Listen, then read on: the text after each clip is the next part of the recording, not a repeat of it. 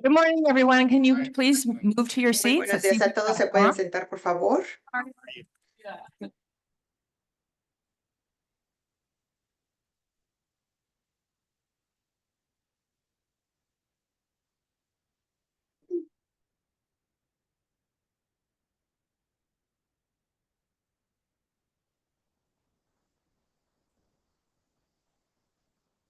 There must be some traffic or something. Creo que hay algo de tráfico o algo. I don't think we have a quorum quite yet. One more. We need one more. Okay. Oh, here comes Mr. Minto. I think did you count it? Oh, okay. We still need one more. Vice Chair, you're supposed to return this.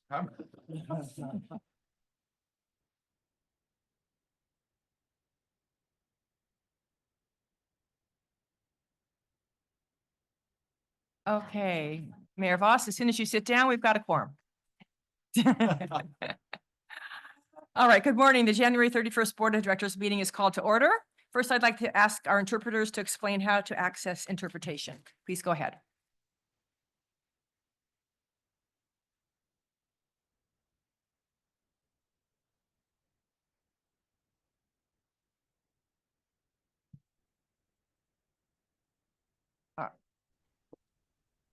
Announcement from the interpreter. To use the interpretation feature, please scroll to the bottom of the Zoom screen where the meeting controls are. Click on the interpretation icon, World, and select English as your language.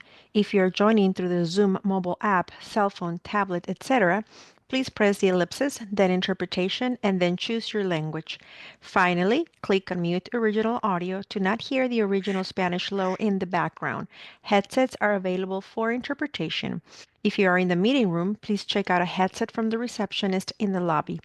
Aviso por parte del intérprete. Para hacer uso del servicio de interpretación, favor de desplazarse a la parte inferior de la pantalla de Zoom, donde aparecen los controles. Haga clic en el icono de interpretación, globo terráqueo, y seleccione Spanish, español. Si está utilizando la aplicación móvil de Zoom, celular, tableta, etc., presione los puntos suspensivos, luego interpretación y luego el idioma. Si no desea escuchar el audio original en inglés en el fondo, por favor seleccione Mute Original Audio. Silenciar audio original. Contamos con auriculares disponibles para el servicio de interpretación. Si se encuentra en la sala de reunión, favor de pedir auriculares con la recepcionista en el vestíbulo. Gracias. Thank you. Thank you. I would like to take a moment to acknowledge the land that we call home. The tribal nations of the San Diego region have historically faced injustices. We acknowledge the harmony that existed between the land, nature, and its original peoples, who have since endured displacement, persecution, and systemic oppression. We pay our respect to the unceded territory and homelands of the 18 tribal nations in our region, the most in any county in the United States, from 4 cultural groups, the Kumeyaay Digueño, the Diseño, the Cupeño, and the Cahuilla. This land has nourished, healed, protected, and embraced them for many generations in a relationship of balance and harmony. As members of the SANDAG community, we acknowledge this legacy. We aspire to learn from Indigenous culture, traditional knowledge and experiences in undoing the justices of the past. Now, please stand and join me in the pledge. Ready? Begin. I pledge allegiance to the flag of the United States of America and to the republic for which it stands, one nation, under God, indivisible, with liberty and justice for all.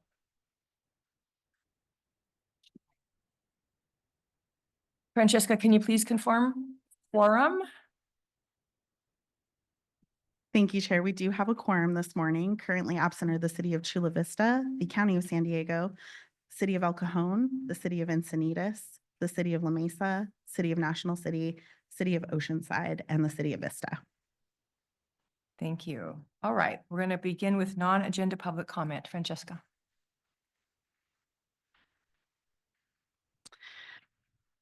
Thank you. Before we begin with non-agenda public comment, as a reminder, no comments shall use loud, threatening, profane, or abusive language that disrupts the orderly conduct of the meeting. Disorderly conduct that disrupts, disturbs, or otherwise impedes the orderly conduct of the board meeting is prohibited. Per our board policy, the time allotted for each verbal public comment is determined based on the number of agenda items, the complexity of those items, and the number of persons anticipated for comment. This allows us to hear from as many people as possible and to complete our business while we still have quorum. Based on those factors, the chair has determined that today's meeting, each member of the public will be allowed 2 minutes for their comments. And we have 7 people that would like to speak on non-agenda public comment. We'll start with Truth. You can step up to the podium.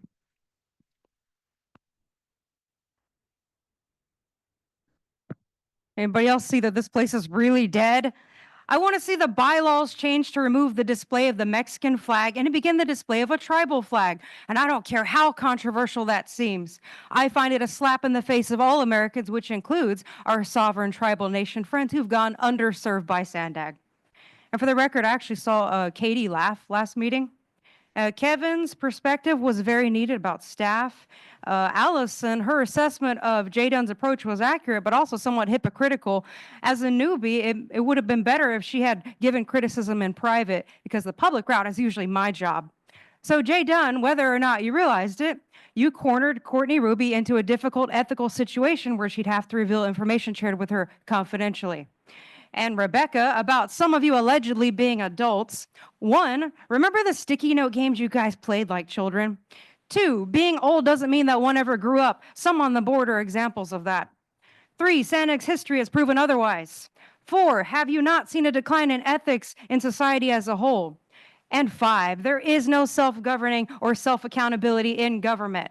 A code of ethics is a measure of accountability that closes loopholes. And so, Rebecca, when you see Luz, ask her about loopholes in government. Outline expectations, leave no room for excuses for bad behavior or actions. No one will be able to pretend they didn't know better this time. And for the record, I had an idea for both a code of conduct and a code of ethics last year. And you know who made me think of it? Ryan Keim. He challenged me to drill down on how exactly to fix the issues here. Only concern that Alan pointed out to me is who would write these codes? Everyone, including the public, needs to contribute ideas publicly, not by some secret staffers in the shadows. So how about an ethical action plan? Make it clear how things are going to change. Because I appreciated Bill Wells' honesty, because you know what? There can be no healing without honesty. Thank you. Our next speaker will be Alex Wong, and Alex will be followed by Paul the Bold. Alex, you can go ahead. I strongly support the airport rail connection, but am concerned with the airport trolley concept, which would merge onto existing green and blue line tracks on Hawthorne. Even with an extended trench, this would create a bottleneck that would limit green and blue line capacity, frequency, and speed. This could permanently cap green and blue line frequencies to 10 minutes each. We cannot afford this. with University City, Mission Valley, and Grantsville set to add 130,000 new residents and over 72,000 new jobs, the Green and Mid-Coast lines each need 7.5-minute or better frequencies. Otherwise, trolley overcrowding and long wait times will lead residents and commuters to drive instead of take transit, increasing congestion, vehicle miles traveled, and emissions. Furthermore, frequency is first and foremost transit riders because 1 minute waiting for the bus or train feels like 2 to 3 minutes spent on board a moving bus or train. That's why SANDAG must ensure that the airport rail connection will neither merge onto nor share tracks with the blue and green lines. This will free up existing trolley tracks, allowing MTS to maximize blue and green and airport line frequencies.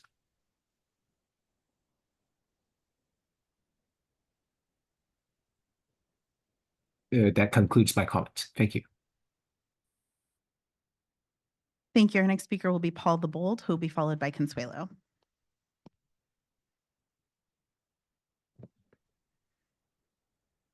Good morning, Paul the Bold. Daxu once called us cash poor agency. The feds and state have major budget deficits. Your revenue sources are drying up. Yet what I'm seeing is that you have the same scheduled projects. Well, you need to focus on transportation, like fire escape routes in East County or moving the train tracks. Bike lanes are nice, but none I've seen so far have grade separation or enhanced safety. Same deal. You could get hit by a crossing freeway on-ramp or a busy intersection, just like before. Can't tell if the green patches are just enhanced targets. Housing's nice, but you can't afford it or get the money. Pretty near all government these days is broke or close to it. Tony Kranz's idea to route the train tracks up the I-15 corridor makes sense. Not only would it save a lot of time, effort, lives maybe, and dollars, but it would be a far easier connection to the fast trains to Vegas, SF, and LA. And they'd be ready a lot sooner than 2035. The parking lot inside the Del Mar Fair, in fact, is so cracked that it suggests major soil instability, which means a tunnel or track there or anywhere near the ocean won't work. San Clem, Carlsbad, Del Mar, all up and down the coast have major soil instability, and there are too many erosion spots and choke points to route the lost sand tracks up the I-5 corridor. Erosion from the ocean and landslides from the steep cliffs. Please think about the long term. Thank you. Before we move on to our next speaker, I did want to state for the record that the city of Chula Vista and the city of National City are now present. And then we will move on to Consuelo. You can go ahead.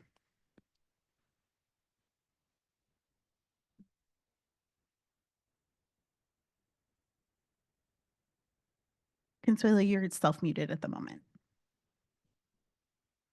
Okay, can you hear me? Hello? Yes, we can hear you. Oh, okay, great. Okay. Good morning. So I just kind of wanted to touch base on the tribal acknowledgement. Yeah, I wanted to say how these tribal acknowledgements are garbage because injustice and suppression still happens, especially here in our county. Have any of you visited Tent City recently? And I mean visited unannounced, not for a photo op, but have you seen the conditions?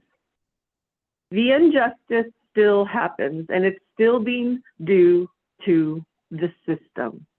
Government continues to fail, purposely fail at this point. You guys have been at this for some time. You know that things like homelessness will never be fixed. Why? Because it's too damn lucrative. The point of time count done by the county is only to continue getting federal funding. I've said it to their faces and I'll say it to you all. They're federal funding whores. How disgusting, how reckless, how unjust. government, especially our local government, continues to fail the people, doing things that have absolutely no benefit to their mental health, their physical well-being, any of it. And yet you guys gather around and you act like you're solving issues, and you're not. You really aren't. There's bigger problems. There's priorities, and it's a joke. And some of you know, you get it. You totally get it. And you totally know that I'm right. Some of you are just catching on. Some of you are like, what the fuck is she talking about? Well, I encourage you to start really getting what it is you're doing there and what have you actually accomplished. Thank you. Our next speaker will be Blair Beekman. Before we go to Blair, just for the record, the city of Vista is now present as well. And Blair, you can go ahead. Hi, thank you. Blair Beekman, thanks for the meeting today. 2 in 2 weeks, interesting. I guess I'm going to, as my public comment time, offer the ideas of responsibility, and that with our wildfire issues, I'm surprised that, you know, it was a very weird time happening in LA. I'm surprised it started happening down here, but I guess it does, those things do happen. You know, out of the confusion, I hope we just learn how to offer ourselves good practices in the rebuilding process. Governor Newsom has created let go of the CEQA process in LA for the future rebuilding. I think that's a really wrong approach. And it's those sort of things that I think we have to be really mindful of in how we're going to be rebuilding San Diego after fire issues. San Diego, the city, is working really hard on their CEQA issues to be responsible. They really need to be better addressing the future of ADU programs and such. They've kind of let go with CEQA issues and ADUs. They're questioning that now. And there's a sense of responsibility and accountability that we really need to want to practice in the future of our fire issues, and not just fall into the trap of disaster capitalism and anything goes kind of thing. It is a difficult time. Good luck how we navigate it together, cooperatively, community and government. I guess that's my friendly advice. That just when you hear the words, I'm not so great at this, but when you hear the words, hopefully it could be good reminders for yourself. So good luck in the meeting today, and as always, with tech accountability, good luck how it can be of help and service to everything you guys need to be working on at this time, and just our better selves for our better future. Thank you. Thank you. Our next speaker will be Catherine Rhodes. Before we go to Catherine Rhodes, the city of El Cajon is now present in the meeting as well. And Catherine, you can go ahead. Wonderful. Thank you so much. First of all, the County of San Diego has 2 seats there, and then they also have 2 alternates, you know, for 4 people. And it seems like maybe both seats are empty today. And it happened last meeting too. So somebody please call the county and ask them to send their alternates if they're not going to show up. This is not fair for anybody. So anyway, this week, the county talked about having a meeting for the Tijuana River Valley. And I want to talk about the EPA Superfund National Priority List site listing process. And so what I recommend is that SANDAG invite the EPA and let them have a non-voting seat on SANDAG's board, maybe on the board to go to the main board thing, and also to the Borders Committee. When I talked to the EPA, they recommended trying to get the state EPA and Governor Newsom to declare an emergency before the federal government steps in. They said, basically, we're not going to do anything unless the governor says that we could come in here, because that's his job to invite them in, and the state EPA also. But instead of doing that, the state just doesn't want to do anything. I think it's because the state will be responsible for 10% of cleanup costs. So anyway, the solution. So this is all a political issue. So what I would like somebody to do is invite President Trump, invite President J.D. Vance to talk to the Border Patrol, to talk to the military, to talk to the Navy SEALs about all this pollution that's not helping our homeland security. And I guess we have the Homeland Security person also, and other people that might be able to talk about this. So anyway, you know, there's 3 ways to get onto the EPA's national priority list. The first way is to get a hazard review, but the staff person from the EPA Region 9 basically said, no, he can't be bothered.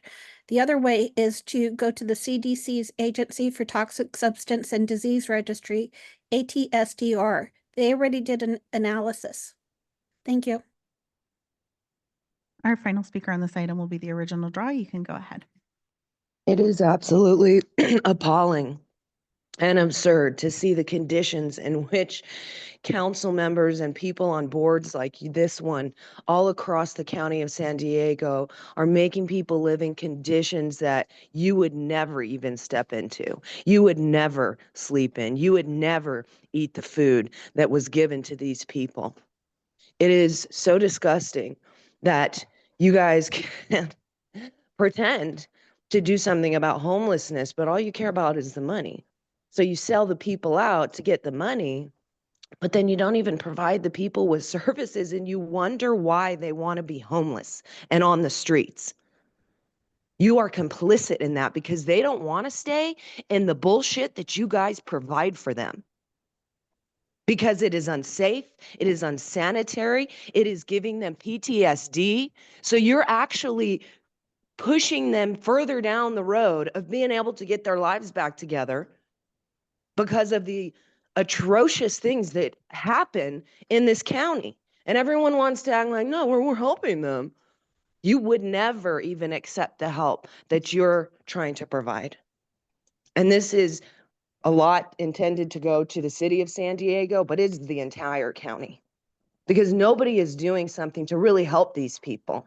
I mean, we're literally giving them needles. All they have to do is go down the street and get a clean needle. And they're living in rat-infested, moldy, and then as soon as there's a point in time count, you know what they're told? Clean your fucking shit up or get the fuck out of here by the people that you guys hire to take care of them. So, I mean, you guys need to really look in the mirror and think about what you're doing, because you know what you are doing is you will allow people to cross our border. You will put them in a hotel room, give them 3 meals a day, and you would never treat them like that. It is disgusting. And you guys need to, it is a reflection of San Diego. That concludes the non-agenda public comments. Thank you. Any non-agenda member comments at this time? I see none. All right.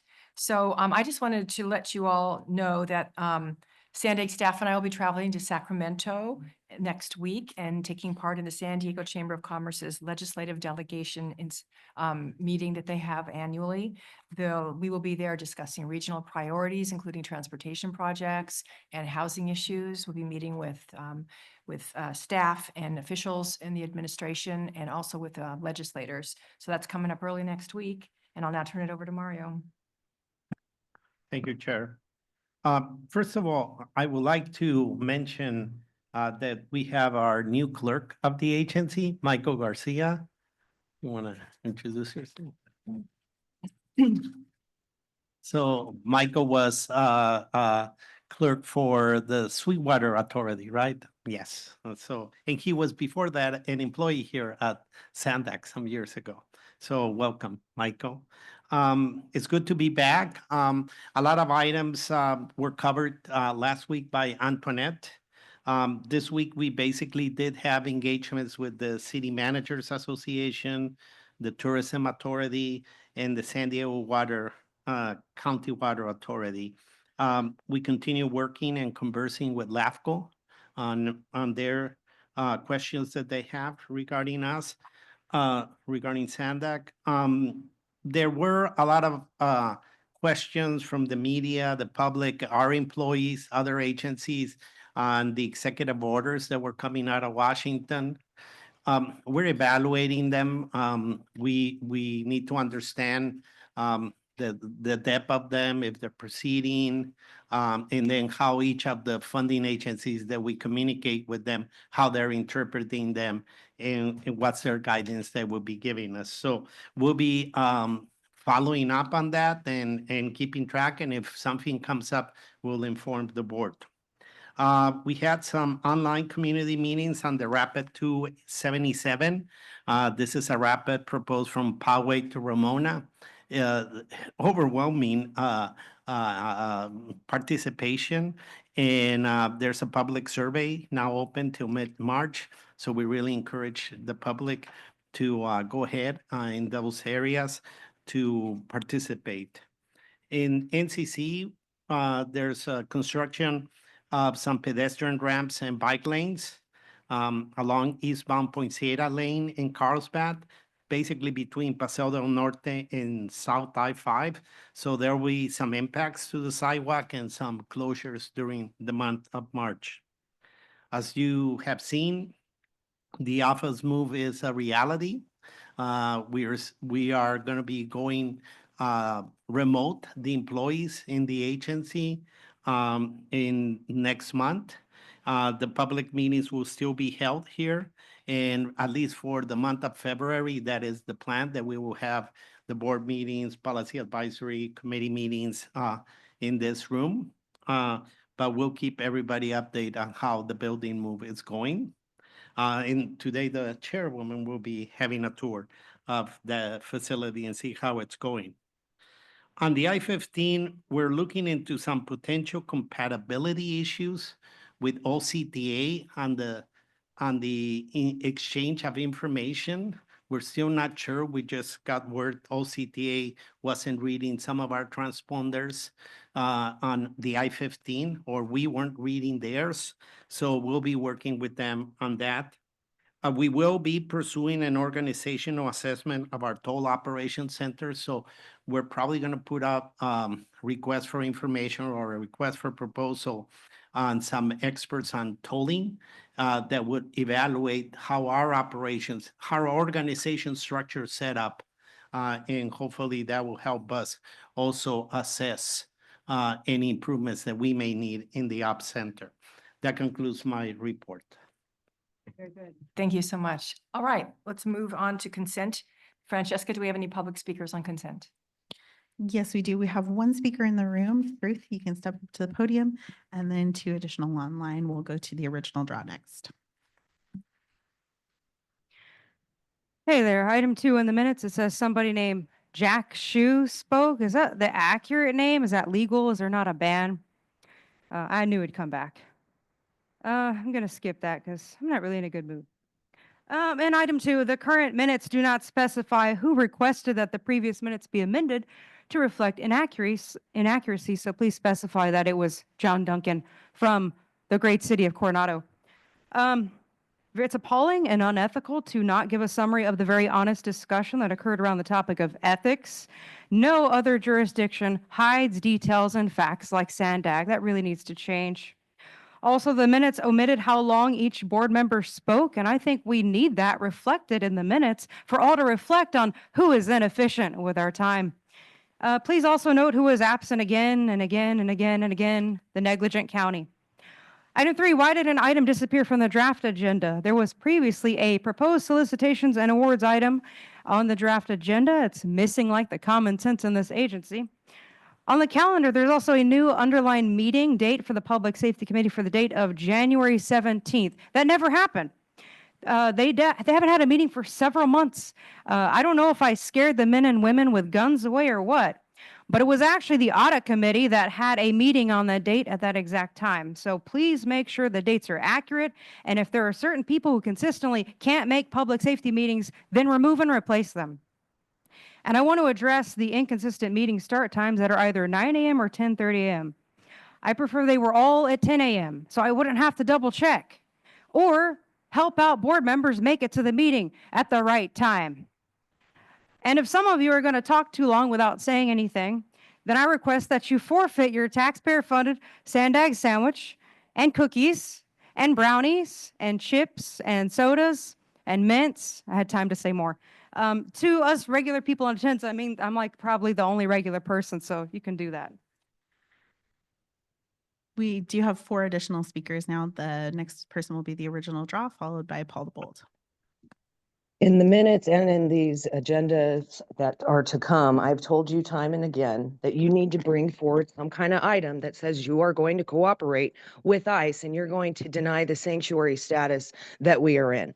Because you guys Censure aiding and abetting under 8 USC 1324. Anything happens to anybody, you guys are accountable and you could actually get the death penalty for engaging in this.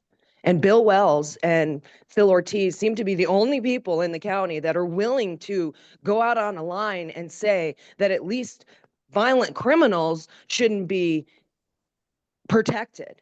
And it's like, nobody agrees with that. I don't know what is going on with people, but a little girl was raped in our county by an illegal Guatemalan man who got a fake visa and raped a 5-year-old on the military base.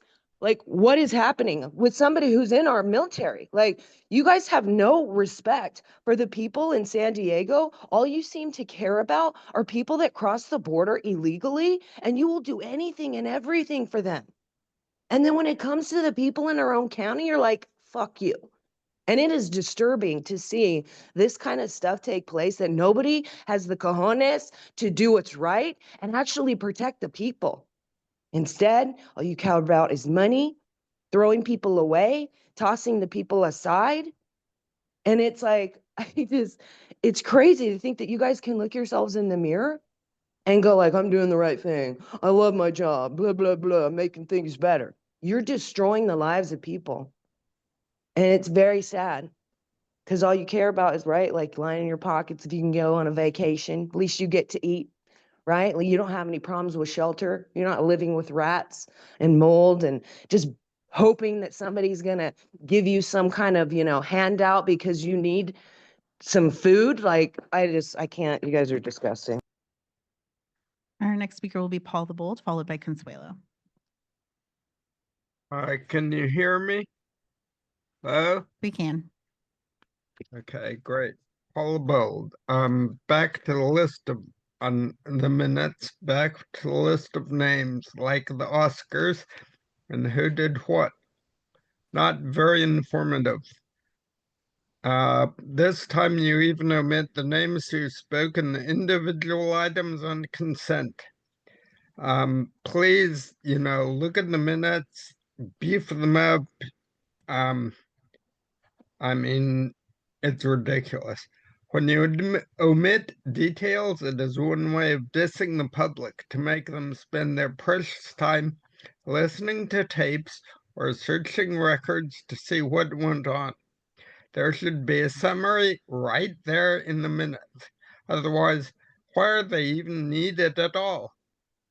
And since you keep acknowledging the tribal people, the Native Americans, maybe you should give them a vote too, as I recommended.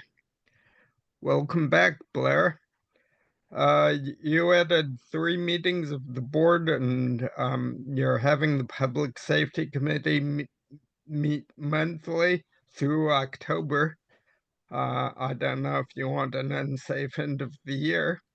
Will you approve this only to cancel the board meetings? Why cannot this few board meetings be simply added as needed? And I see there's no pack action. I was kind of looking forward to a little game of Pac-Man. Thanks. Our next speaker will be Consuelo. You can go ahead.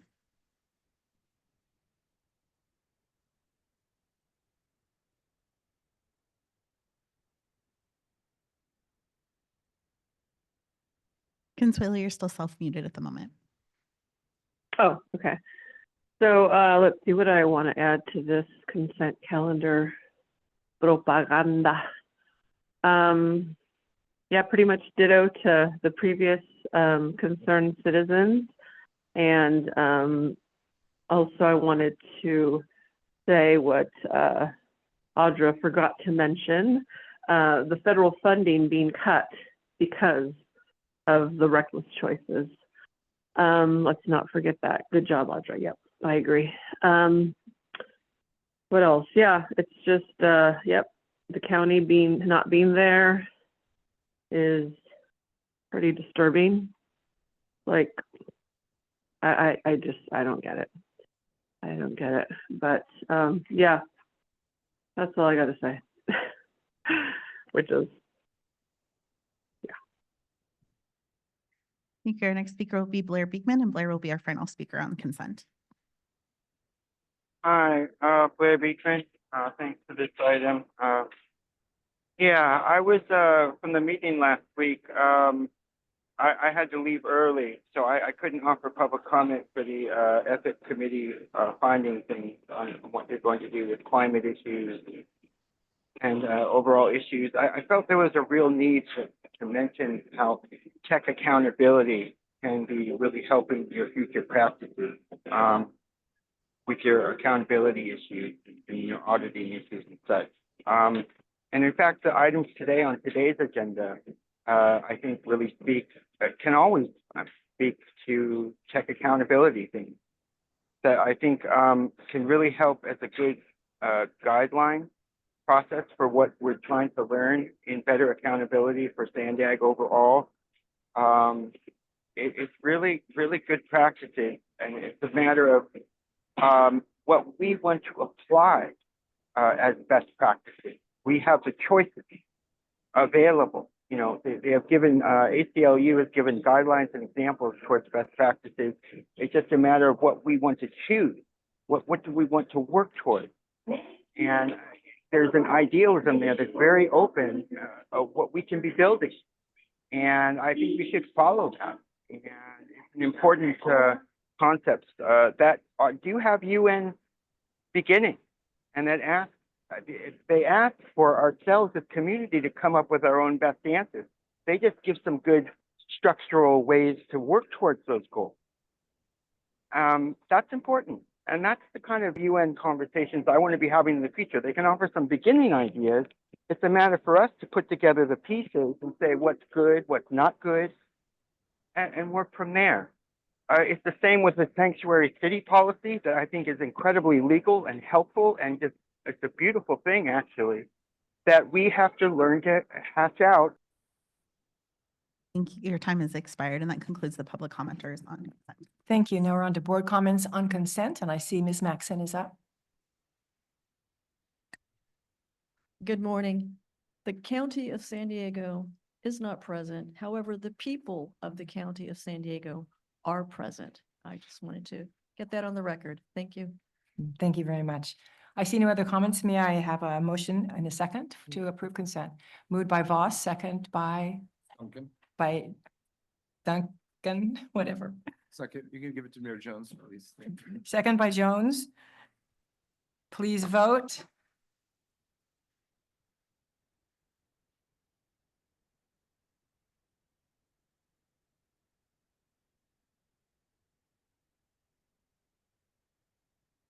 That motion passes unanimously with those members present. Very good. Thank you. We'll now move on to the grand jury report, and I'll turn it over to Mario. Thank you. We got the grand jury report came out. It was sent to the board, and it's posted here in the agenda. The grand jury requests an answer. They came out with 6 recommendations and findings. All of them, excluding number 2, they were asking that management will address the response. And on finding and recommendation number 2, they were requesting the board to chime in, which is on the general counsel reporting to the CEO and giving the appearance of conflict. With you on your package, you have what we have as our proposed recommended responses and proposed language for finding number 2, but that's open for your discussion and evaluation. Courtney Ruby is here in the room, our independent auditor, as well as Chair Cito, because the report mainly focused on auditing. In its conclusions, it encouraged leadership and management on being good stewards for public dollars.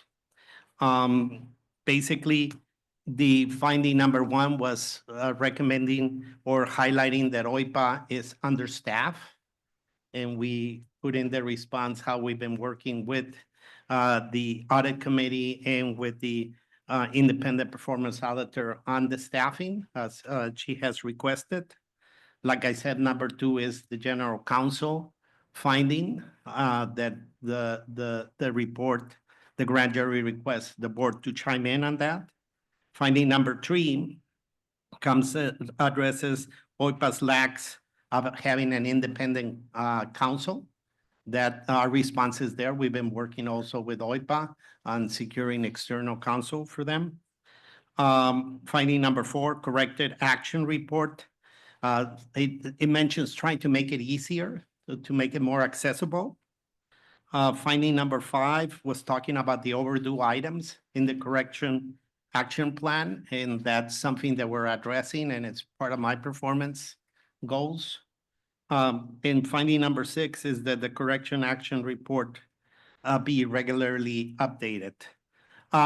The grand jury requested us to respond, but first affirm if we agreed, disagree, or partially agreed. And you will see in our responses how that went. Nothing totally encouraging, but no big surprises. Basically, all the elements that were brought up, we're already working on them. We already have been having discussions with this board on those items. So I'm just opening it up for discussion on specifically number 2, but any of the responses that we sent to you. Very good. Thank you, Mario. Let's go to public comments. Thank you, Chair. We have one public comment in the room. Truth, if you'd like to step up to the podium, followed by Catherine Rhodes. And we do have 5 public comments total. I don't have to move the mic. It's pretty nice. I feel bad that Mario had to waste his time on this nonsense. The current grand jury has a theme. They always give their reports funny names, they report on nonsense, and their conclusions are often political. The grand jury mentioned lies about how much the Measure A tax would bring in, but they didn't think there was a problem when public records were deleted under Gallegos.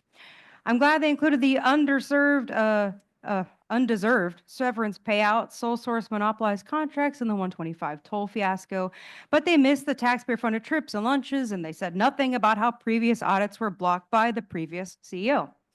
I appreciate their 1960s history about how comprehensive planning organizations were the first baby steps toward totalitarian or regional power. They're accurate to point out that other publicly funded agencies have the people at the top of the organizational chart.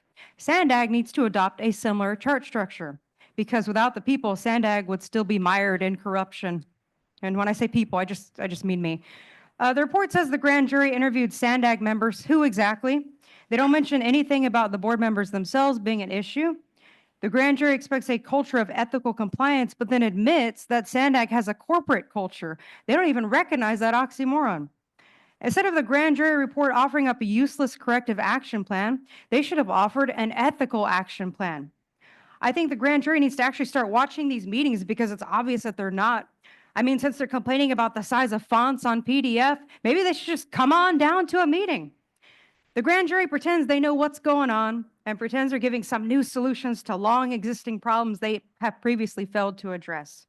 So I suggest that when Mario sends his letter to the grand jury, letting them know everything they have no clue about, send them a few SANDAG stickers back, or maybe even a sandwich. Maybe they'll get a feeling of where the tax dollars go, maybe. And somebody said, and this did make me laugh, they said, I show up just to watch you guys eat. That put me in a better mood. Thank you. Our next public commenter will be Catherine Rhodes, followed by Paul the Bold. Hello, this is Catherine Rhodes, and of course I'm calling about my 20-year-old seismic concerns that still don't have a corrective action plan from the auditor. And the auditor and legal counsel and Mario have all left me hanging. So what I'm requesting is a meeting with SANDAG's legal counsel, Mario, the auditor, Courtney Ruby, and Doug DePete, to go over exactly what they'll be doing to solve my issues. Right now, they're kind of insinuating I'm asking for something additional than existing laws, but I'm actually only asking for SANDAG to start following existing laws, since this issue with the bus maintenance stopover and SANDAG headquarters issue first started in 2016. So this is like what this is now like 9 years of not doing basic things. The first is when you have conflicting information, when you can't find the fault, but there's evidence next door showing that there is active faulting. The state usually says, okay, if you ask the state, but you guys refuse to ask the state. So again, I'm asking you to, especially with Mario being from Caltrans, actually get the Caltrans Seismic Technical Advisory Panel consisting of civil engineers and geologists from Caltech, Berkeley, and UCSD to show you how to just follow basic laws. And my issue is that I can't get a meeting with legal counsel or Mario. I've never met with them ever. Thank you to Courtney Ruby for actually meeting me, but you never, you were supposed to get back to me to say, okay, are you going to confirm that it's 50 foot setbacks, not 25? Please help me. Our next speaker will be Paul the Bold, followed by the original draw. Go ahead. Hi. Overall, this is a good report, but there are, as always, a few areas of concern. Recommendation 1 to increase staffing of the auditor's office is in process, but is not complete. So the ability to do detailed multiple audits, like on all contracts,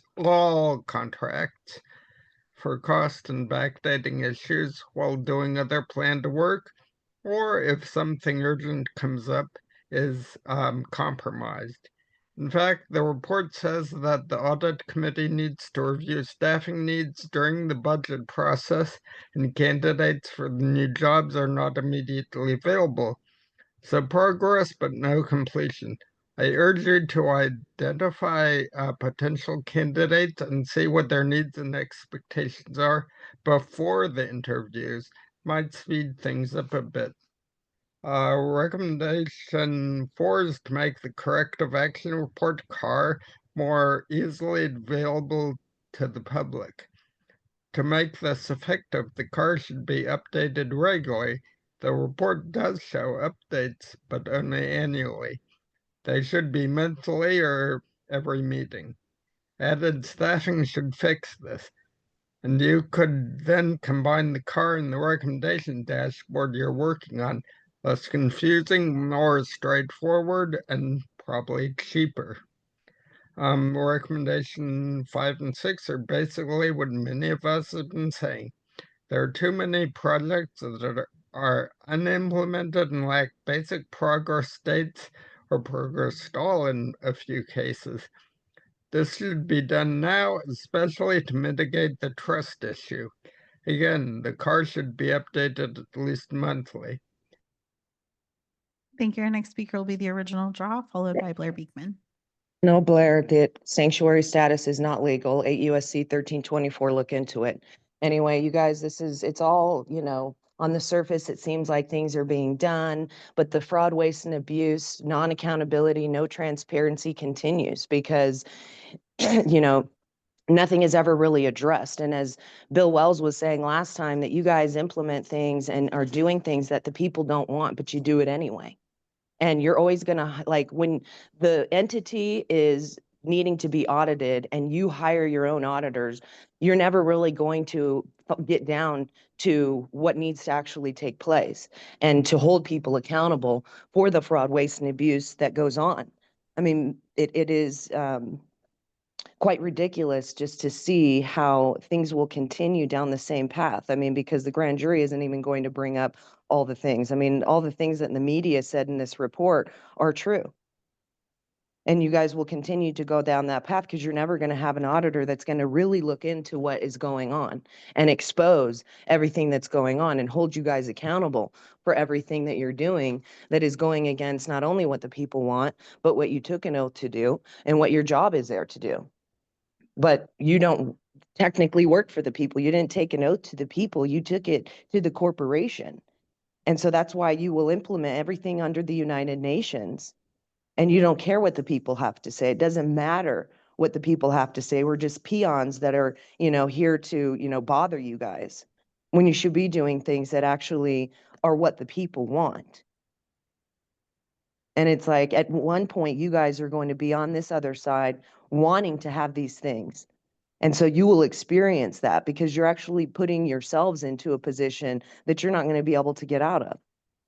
And it's just sad to see that you can sit there and virtue signal like you actually care about the people and you want to make their lives better. If you really did, San Diego would be a better place. It wouldn't be a shithole that nobody wants to live in. Our next speaker will be Blair Beekman, followed by Consuelo. Hi, Blair Beekman. Thanks for this report. It's a pretty important process, and we've been talking the past few weeks about the good purposes of auditing of SANDAG. I think we're going to lose a really good audit chair from the audit committee soon. I'm sorry about that. He's offered some good farewell advice that, you know, we really have to, if we practice good auditing for SANDAG, I mean, that can be 3/4 of the game, basically. And that we'll be doing our due diligence to report well and for the accountability to be understood by ourselves, what we need to be working on and what exactly is happening. That's a real good combination, how to be building our future. And with Mario now in charge, I'm very hopeful, I think many of us are, that there'll be a fiscal responsibility in how to address issues. And something's hopeful if we want to work towards accountability. Again, the work I do with tech accountability can really help, and it's a friend you can lean on in ideas of how to build a more sustainable future based on accountability. It's really interesting stuff, and I think we can be rebuilding, and that's important. Good luck how we can do that, and what this report will be helping to do, and what will be built in the next few years. Thank you. Our final speaker will be Consuelo. You can go ahead when you're ready.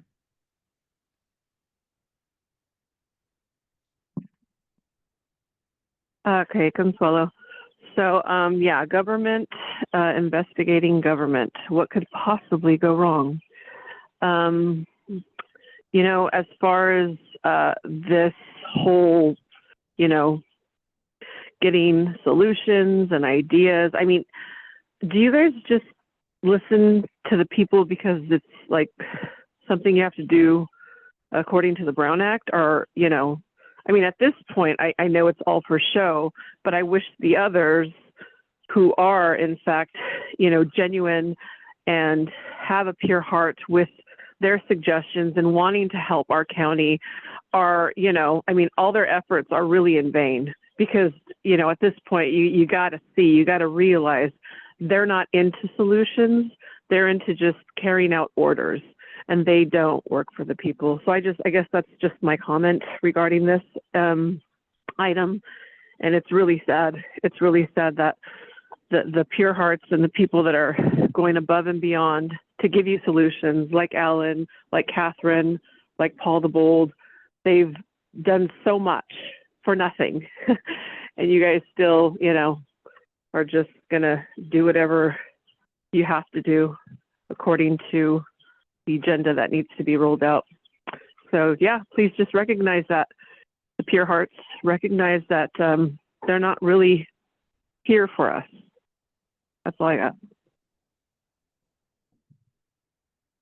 That concludes the public comment. Thank you so much. Okay, board. We've got the grand jury report here. Thank you, Truth. I did not know if it was just the SANDAG who was bestowed with a clever title or everybody. Now I know. And it called on, we can discuss anything in the grand jury report, but it called on us, the board, to really address the one thing, which is who does the council report to? We already have an opinion from our independent external counsel right now that we can do that with a change in the wording of the policy. So the way I see it is that we can take a two-pronged approach.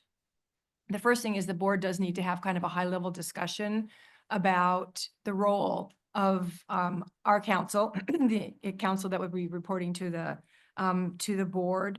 Like, what are the roles? What are the lines of authority between internal business and board business? How do we pursue a recruitment? I mean, there's a lot of things that we can discuss, and I would ask staff to come back with a report with some ideas in that could spur discussion at a later date on all of those details.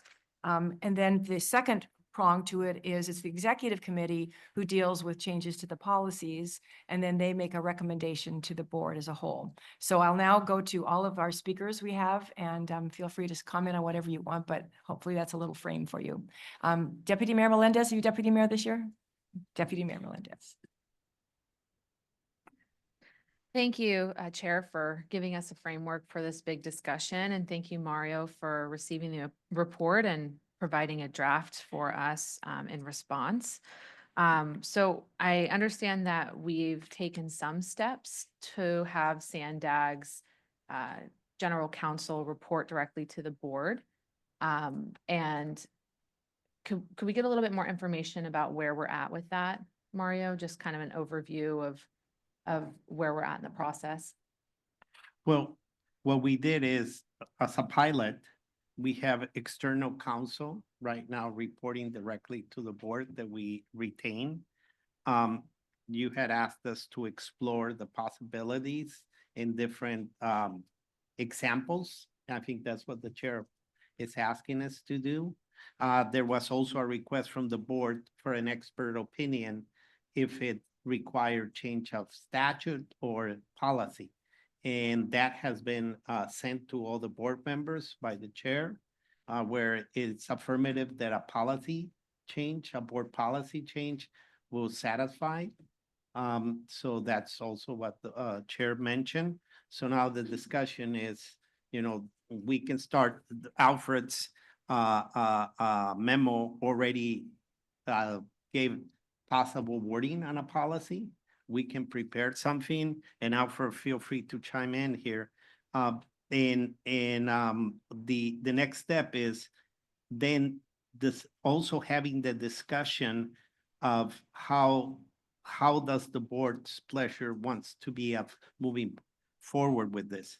And I'll give you a couple of examples, and they're just a couple, but it could be still the same, that we have a general counsel that reports to the board, but the board decides to also to retain an external counsel. They could be that the board decides to not have an external counsel now that the general counsel is reporting directly to the board, and they can sit here and advise you and communicate with you directly. Those are like two examples, and there could be potentially hybrids. Now, regardless, that if you decide to move with a general counsel reporting to the board, which has been overwhelmingly what you have asked, we have to define, you have to define, I still say we, but it will be the board's definition on how do you proceed? Do you proceed with a process similar to the CEO? Do you instruct us staff through our HR department to do the solicitation, or do you want to go with an external firm to do the solicitation of the job? Do you want to form a committee for the selection, for the screening? All those little details. How do you want to pursue the interviews? There's a lot of the Pandora's box opens in the details of how to get about it. So first is understanding big picture. What does the board want? External and general counsel reporting to the board, just general counsel, and that's it. And we'll come also with the financial, how much it will cost and all that. We'll bring the examples from other agencies. And then once you make a decision of what you want, how to proceed to implement that. And in parallel, the policy that needs to be written and approved by the Thank you, board Mario. that can implement that. I would definitely want to empower our executive committee to shape the policy. And I would put my support behind a committee that would do the hiring of any counsel that reports to the board. And a decision about whether or not to retain an external counsel, I think, is really going to be circumstantial as if we need that additional support. So I would support and ask the chair to forward a policy to the executive committee. And my primary piece of feedback would be that we as a board can have a committee to hire our counsel, similarly to how we hire the CEO. But I'm open to other models as well. But I think that that is a really simple model to give the board sufficient oversight. And then in addition to the item from the general general counsel and this item from the grand jury that the board is responsible for, I did want to touch on F6 and R6 related to the corrective action report not being actively updated according to the grand jury, and the recommendation to create a system that periodically reviews the CAR implementation status. And it appears that in our response, CEO has expressed that he disagrees with that. But we say that we have a yearly review and upon request. So I would wonder if we could have a procedure that has more regular review. I don't believe that yearly and upon request really captures a system that's periodic enough. So that would be my feedback on F6 and R6. Thanks. Thank you. Mayor Duncan. Good morning, everyone. On response 2, I really appreciate that. And I think we're moving in the right direction. We'll certainly evaluate all the options you've set forth. We don't have to decide on them today, obviously. But I just want to briefly mention, without going back too far, for me, this is a very large issue because when I came in 2022, 2023, this isn't anything intentionally derogatory or negative about our former counsel, Mr. Kirk, but it clearly seemed to me that his role was, as general counsel, to support what the CEO wanted the board to vote.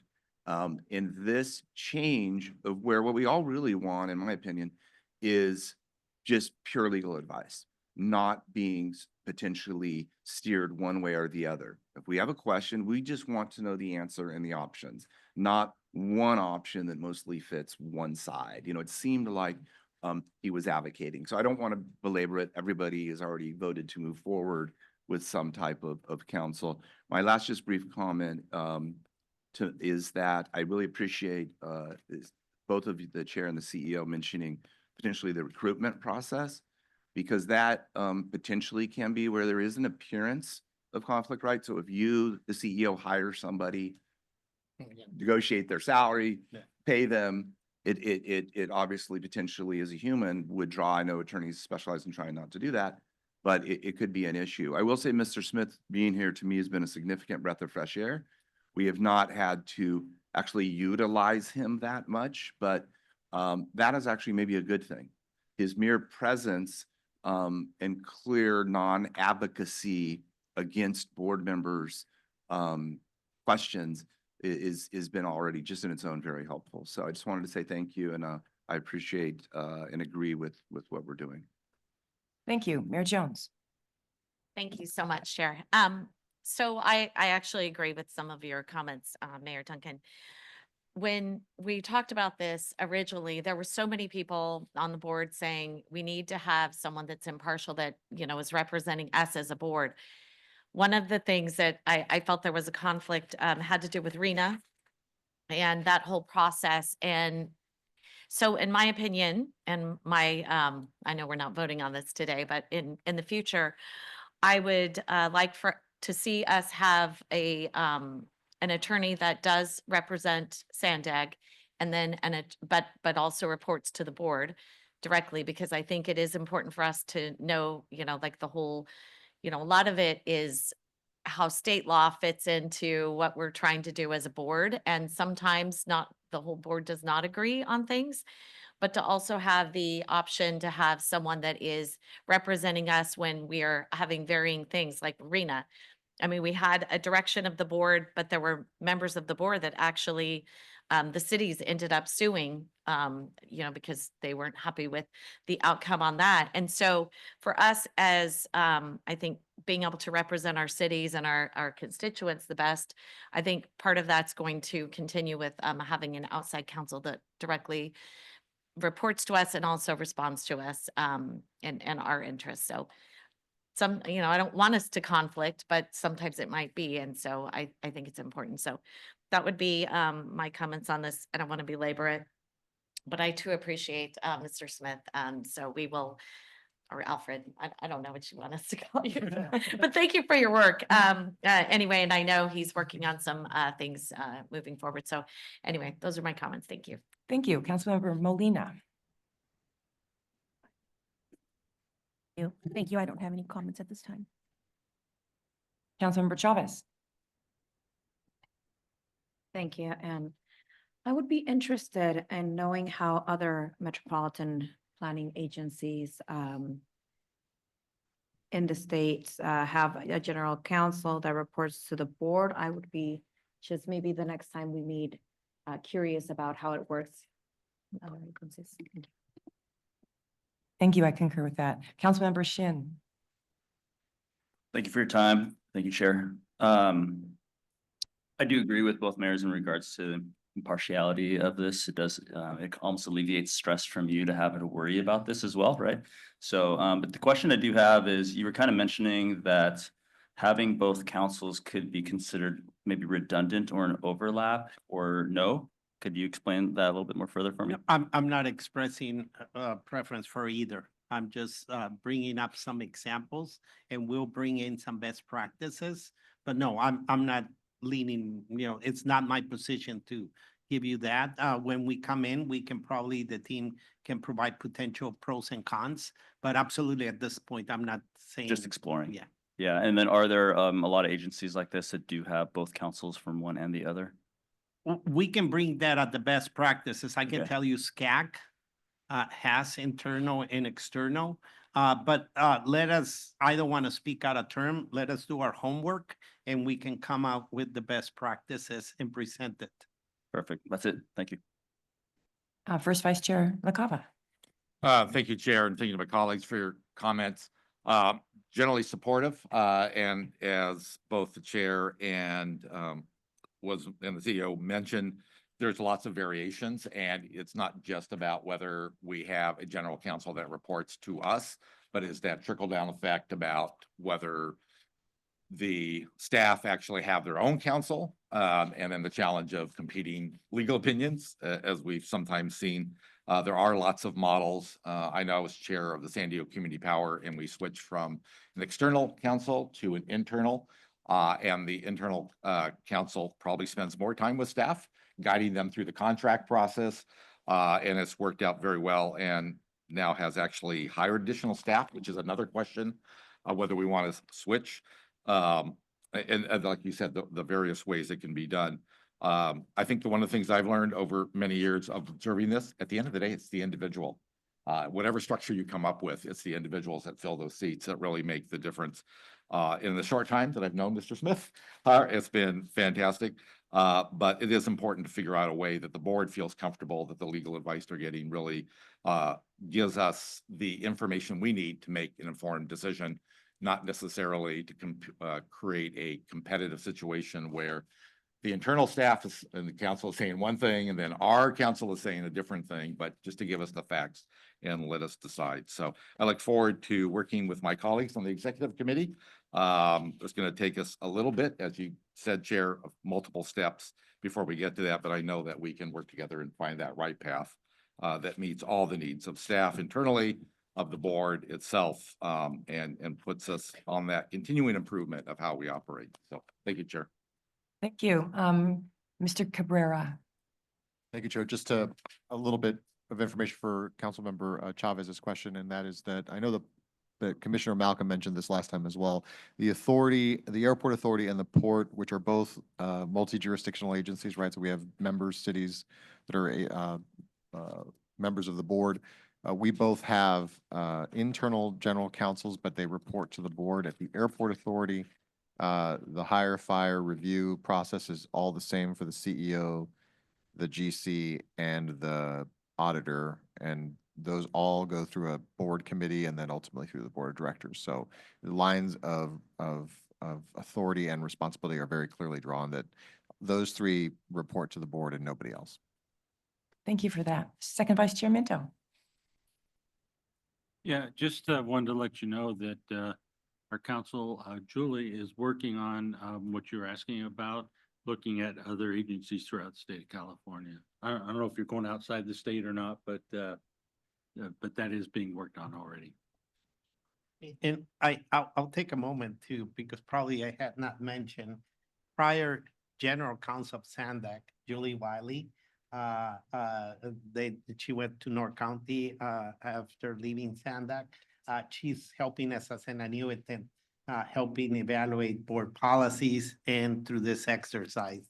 So some of you have worked with Julie in the past, but definitely we needed somebody who knew the agency and who's ethical and professional. The core is unquestionable. So that's why Julie's assisting us on this. I was very happy to see Julie here when I walked in this morning, worked with her in the past and ditto on all of the things you said about her integrity and independence and her qualifications as quite a professional. Thank you for being here for us. First Vice Chair. Yeah, my apologies. I just wanted to throw one thing. Finding number one about the staffing for Courtney, her team, either formally or informally. I'd like to understand what the issue is in terms of finding qualified individuals, whether it's a SANDAG thing or a local, or it's a national industry kind of issue. And I don't know, we need to take up time here, but I'd like to circle back because you can't do your work. The variety of issues, whether we raise them or whether the public raises them, unless you have the staffing. So I'd appreciate that update. Is that a quick answer? I'd be curious to Okay. know. Good morning. I'm Courtney Ruby. I'm the independent performance auditor. And right now we are in the process of recruitment. And I think it is a national issue as far as finding candidates and being a performance audit shop, making sure that we're attracting the candidates that we want. I'm hopeful right now. So this recruitment right now as it's going looks positive. And we've had positive results in the last couple months as well. So I want to hold my opinion, but I know during the course, and I think COVID impacted this as well, that it was difficult to find auditors. Okay, thank you for that update. Yes. Thank you. Mayor Gasterland. Thank you. I'll be brief. I'm following up on the staffing question. So staffing is really important here, and who you have is really important. And I'd like to raise the question of the relationship with the data science team and how the data scientists can help you. So SANDAG has amazing data scientists. I rode up in the elevator with one of them today and asked, how's it going? And what I learned is they're really good at taking structured documents, for example, a PDF, and scraping the data out in a way that becomes facts, nuggets that your team could then roll up. So I wonder if there's room for some efficiencies and some new capabilities that you all may have by taking advantage of some of the current things we can do with documents these days. I can respond to that quickly as well. Given our independence, our staff has to be completely independent of the SANDAG organization, but data analytics in auditing is a critical skill that we look to, and that we, as in relation to hiring, we definitely want to hire auditors that are tech savvy with being able to extract data, analyze it. So, and we have, in my past, I've had very good fortune in doing that. So what I'm hearing is that, in fact, you're looking to have those skills on your team, yes, so that you can be completely independent. So thank you for that clarification. Yes. Thank you. All right, everybody. Great discussion. And we'll now move on to the SR 67 update, and I'll turn it over to Sam and Karina.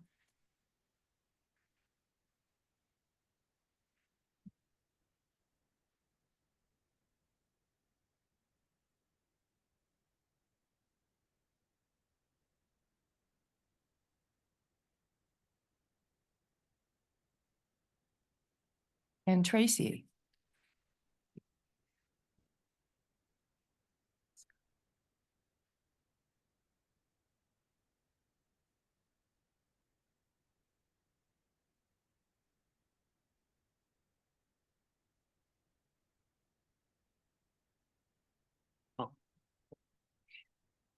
Hi, there's going to be an update here on State Route 67.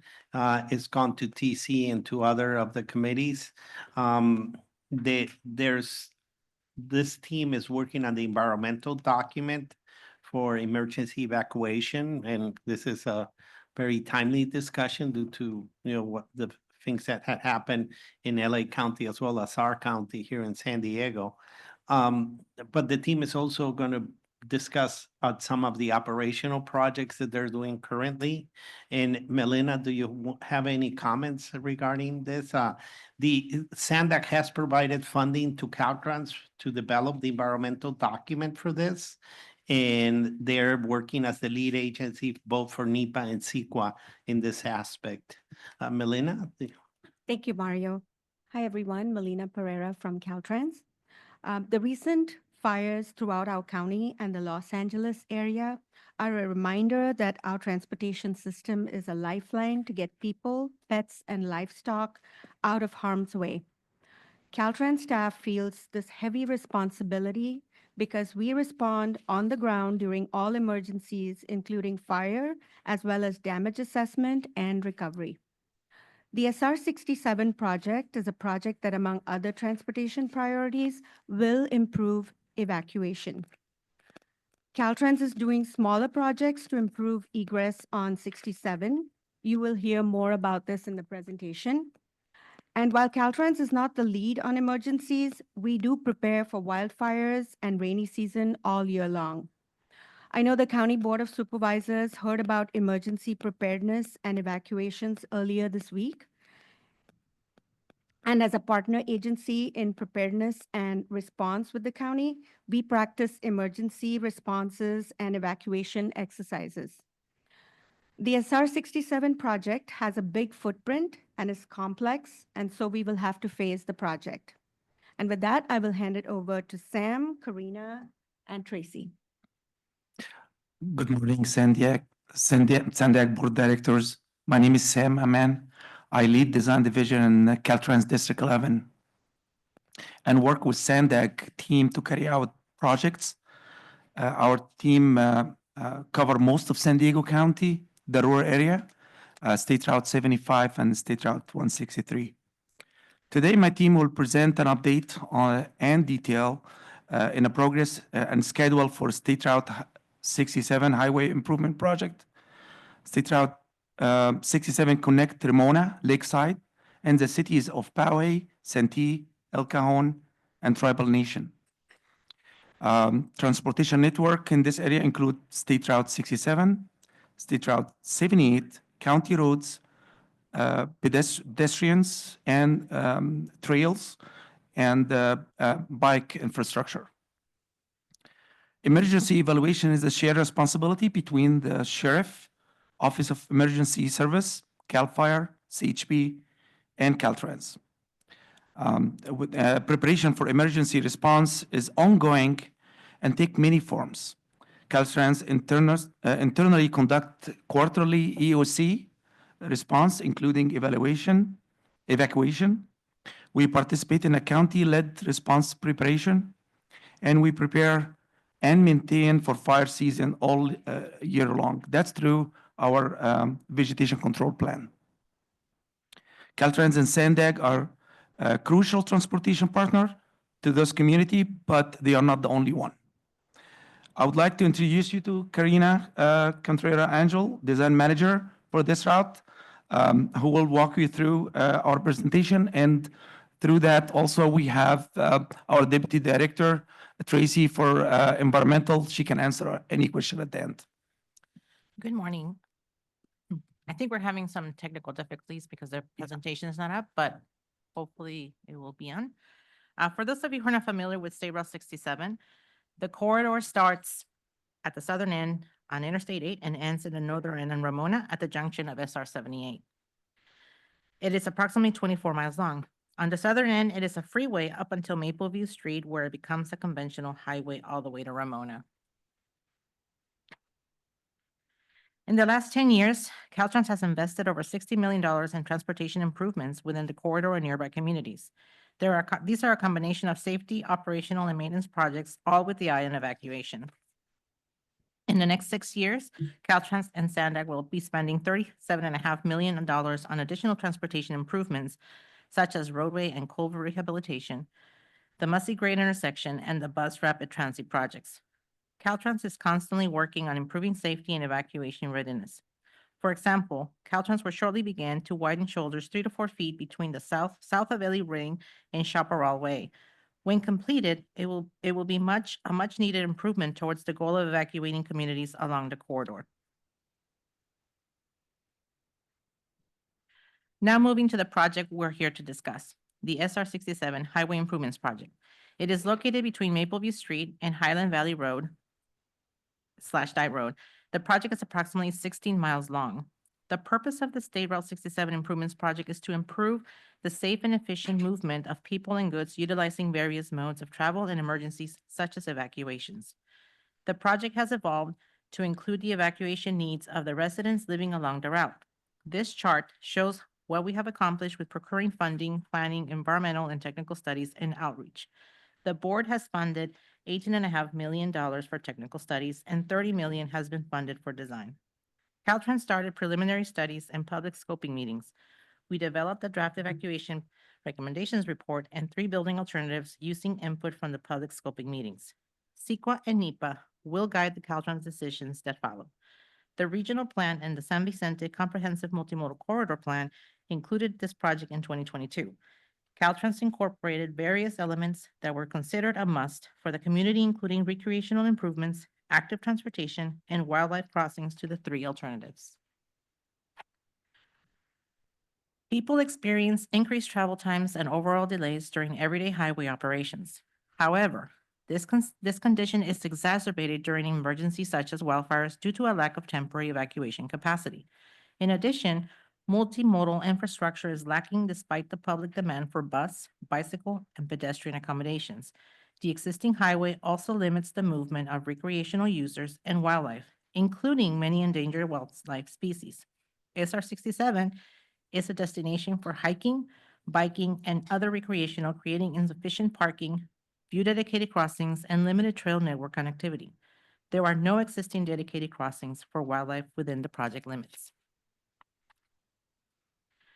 Currently, we are performing the alternative analysis, expecting to have the draft project report and the draft environmental document out by summer of 2026.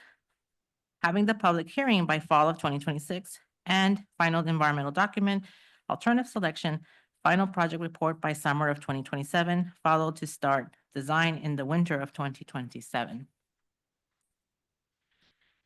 The existing SR 67 is a combination of 2 to 4 lanes limited by mountains, valleys, and private property.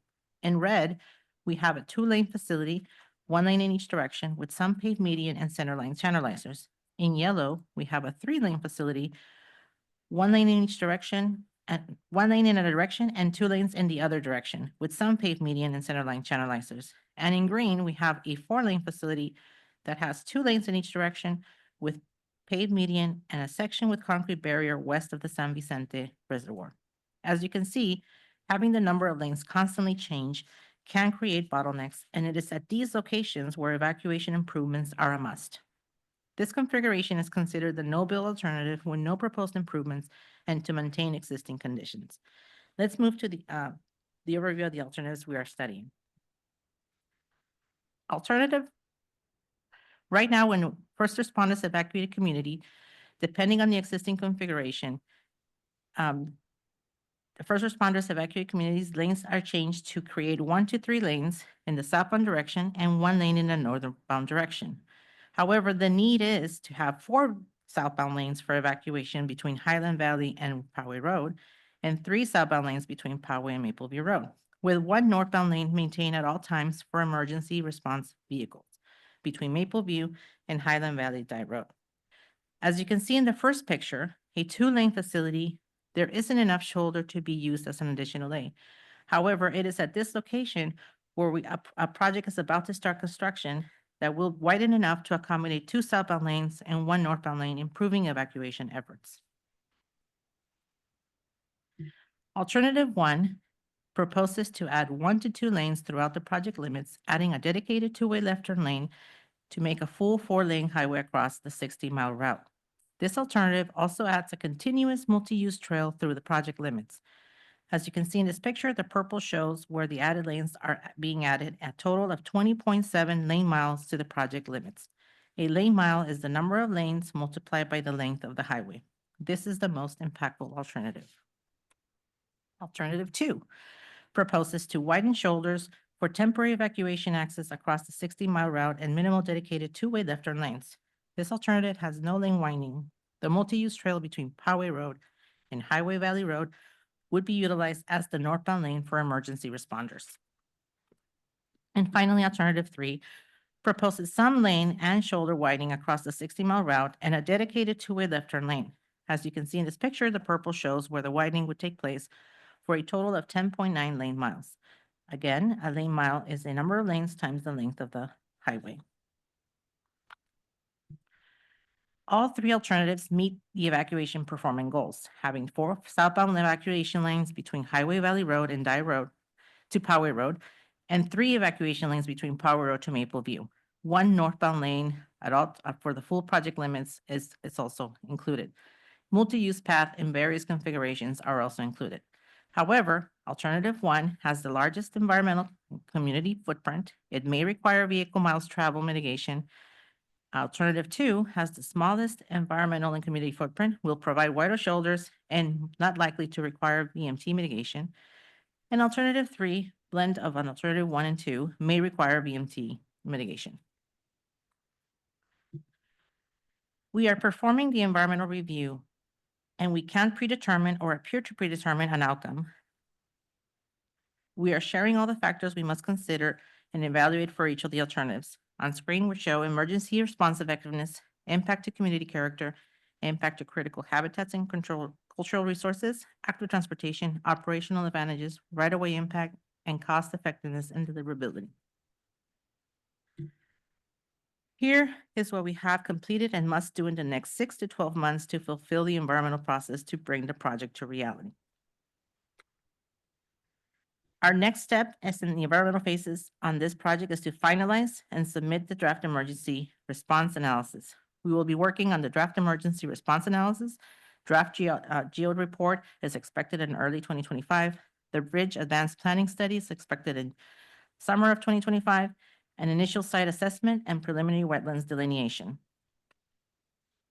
Thank you. I just want to highlight 2 things. The first is evacuation plan is something that's not many places we can look at. And I know there is an existing US Davis study for North California. So we should have that out for public. The final should be ready within a few weeks. The team were working very hard on that. Also, the second thing is in wake of the fire in LA, we realized that this is it hit everybody. It's not only the rural route. However, my routes are always the rural routes that belong to our division, and we're focusing on multiple routes to look at other evacuation plan for that as well.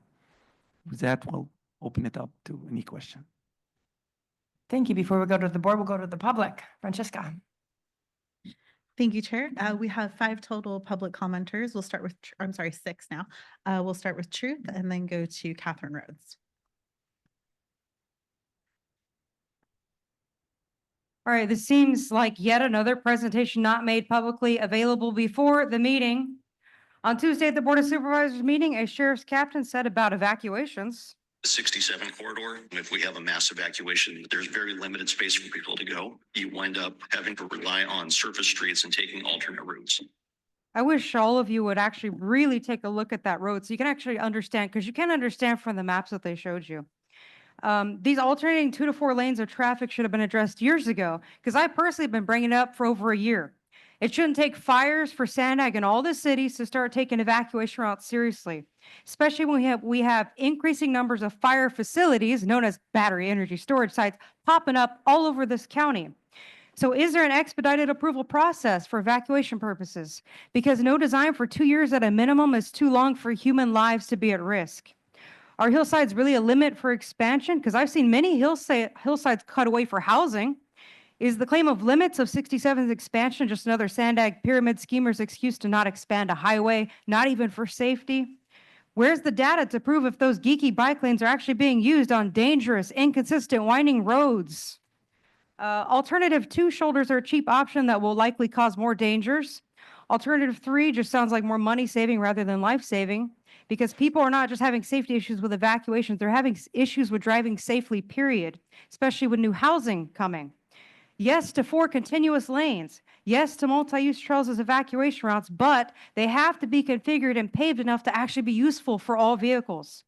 They also must have public access in an emergency situation, because if there's locks on the gates and nobody's got a key or a tool, they're doomed. This project needs to be an extensive, expansive overhaul to address the dual issues of fire evacuation routes and inconsistent lanes. SANDAG should have a Vision Zero mindset. Take evacuation routes as seriously as you've been taking the $1 million mile bike lanes, and then we'll be safe. Thank you. Our next speaker will be Catherine Rhodes, followed by Paul the Bold. Hello, this is Catherine Rhodes. I agree with everything Drew said. What I wanted to talk about, I agree, we're missing this great PowerPoint presentation. It would be great if we had it beforehand so we would know what they're talking about. So anyway, of course, alternative 1 seems the safest. And the main reason is because most of the area is in a state high fire hazard severity zone. It literally is all in the maps, it's all red. And so you need to do things that are life-saving for those particular areas. And so also, there's not a lot of information. For example, when you bring this forward, can you put it like what the CIP number? I think you should have, part of the SANDAG program budget on page 240. It has the information for State Route 67 improvements with the CIP 1206701, the RTIP Cal 538.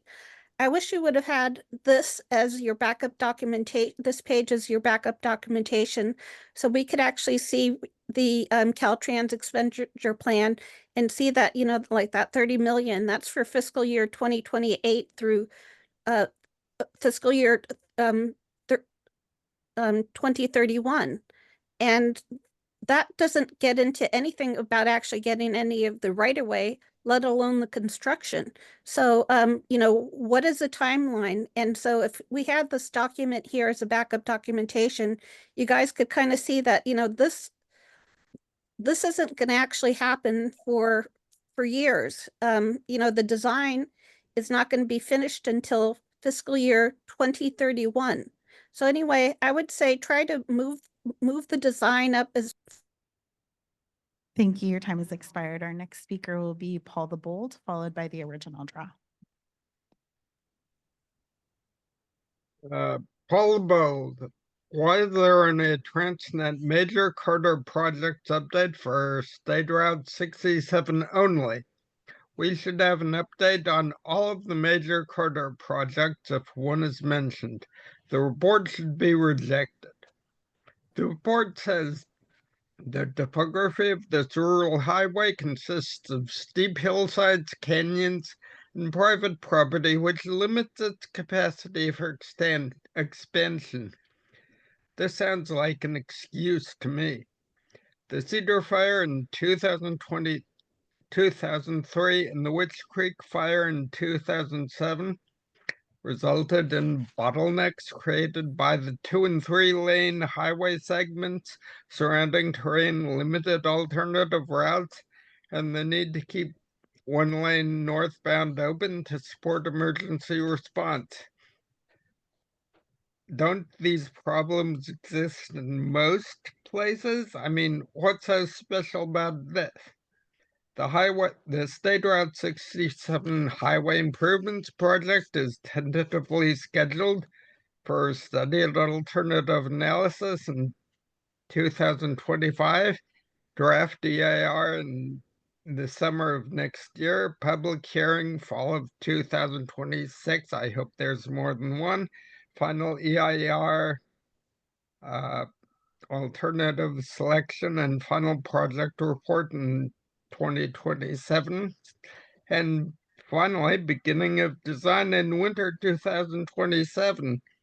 So if lives and livelihoods are at stake, why are we waiting till 2027 just to begin design? Crazy. And, I'm really disappointed with the recent Border 2 fire. It started on the 23rd about 1 p.m. and took forever to put out.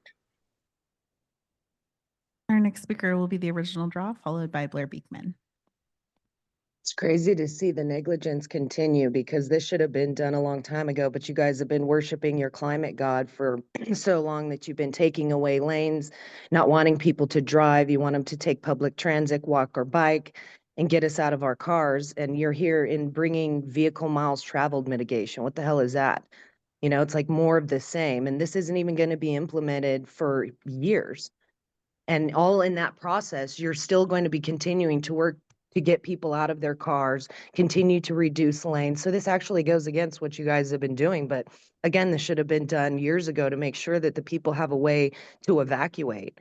And the county didn't even, present a good plan to make it seem like, oh, we have, confidence that if something happens again where people need to evacuate, that it's going to be handled right. I mean, the county can't even buy equipment to put out fires that works. It has to constantly be maintained, and we're spending millions of dollars to get another helicopter and things to use. But when we already purchased one that is sitting and having to get maintenance all the time. And people don't even know necessarily how to evacuate. They're expecting people to go on some kind of an app to figure out which direction to go, when there should be some kind of town hall meetings in each area to say, listen, if something happens, this is what you need to do. But again, if you guys are going to be, taking away lanes and bringing in vehicle miles traveled stuff, I mean, what are you going to try and bring in a tax that's like, well, if you have to travel this far to evacuate, we're going to charge you? It shouldn't take as long as it does for you guys to provide things to make sure that the people are safe. And is this just going to be funneling money into other pockets? Why does it have to take so long? It's like you guys will do things instantly. And like, even about the bike lanes, you'll spend so much money for these bike lanes. Are those going to then be opened up to be able to be used for people to get out? There's not really secure and real plans in place, and that needs to make sure it happens sooner than later. Our next speaker will be Blair Beekman, who will be followed by Consuelo. Hi, Blair Beekman. Thank you for this item. I think this was before the fire started. You had this item initially on the agenda. Thank you for it. Yeah, thanks for the words of DRA. I think she had some nice words for this item. Used to living in the Bay Area, in San Jose, Oakland, Berkeley, San Jose too, they made really intense preparations for fire and earthquake back in 2021. In fact, it was some of the first work of the Biden administration bringing in federal dollars for local projects. And it was a phenomenal success. They did amazingly good work. I think you guys can be relying on the Bay Area for these fire prevention, evacuation planning ideas. And it's been really disheartening that these fire incidents happened in LA in the last days of the Biden administration. It was really hurtful. It's sad. So good luck to look to the Bay Area for really good practices. This involves freeway evacuation, which Berkeley and Oakland they had narrow road issues. So that was contingent upon communication and people talking with each other. And that's why it was such a good program that's worked so well. We have a really good CERT program in local communities that have followed. It's really bolstered community feeling. So people are talking in the Bay Area. What CRA was saying is, how can we do that down here? How can it be a real, clear process for everyone and not just, well, follow an app and you'll be okay. I mean, really make it a community effort, and good luck how you can do that. We're different than down here than in the Bay Area. Good luck how to incorporate best practices towards those good goals. Thank you. Our final speaker on this item will be Consuelo. You can go ahead. Okay, so once again, well thought out plans are purposely not in place. So what I heard was may require VMT mitigation. Translation will require VMT from the tax cattle suckers not paying attention, but will comply out of fear, especially out of the threat of fires and it being for their safety. Safety, safety, safety. Nothing like pitching things in the heat of the moment to get the fearful, oblivious ones on board. The UN agenda is on track.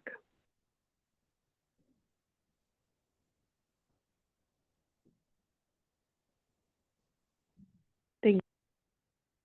Final speaker? Yes, that All right, concludes the very good. I finished my food. We'll now go on to the board. First speaker is Ms. Maxon. Thank you. The unincorporated area has been partnering with Caltrans for quite a while. And we want to thank Karina and Sam and Tracy and Melina and Stephen and Tyler who were in the back. They have been dedicated to working with us in a true partnership on this issue. Safety is always first. The primary goal of the SR 67 Highway Improvement Project is to increase capacity during emergency evacuations and to significantly reduce the evacuation time. SANDAG serves over 3.3 million people. It's across the region. However, some people benefit more than others. Had SANDAG delivered on the promises of Transnet to the unincorporated area, Measure G would have passed. The experience of these patiently waiting their turn at the regional feeding bucket has been disheartening. 1988 and 2002 turned into a resounding no in 2024 for the rural communities for Measure G. The LA fires demonstrated clear and present danger to rural highway travelers.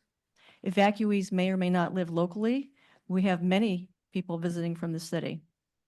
Caltrans has stood ready and willing to deliver highway safety. Alternative 1 delivers this promise to us. Let us immediately put into place emergency widening to move evacuees through the current SR 67 gauntlet of bottlenecks, because safety is always first. SANDAG does not want to be an obstacle to improvements necessary to avoid the catastrophic results of the LA fires. The elected board members would not want the public to rightfully be able to say that they could have done more to prevent a loss of life and property. Thank you. Thank you. Councilmember Chavez. Thank you, Chair, and thank you. I want to extend my gratitude to our staff and CAL FIRE and our public safety agencies for their hard work on this project and for providing this important update today.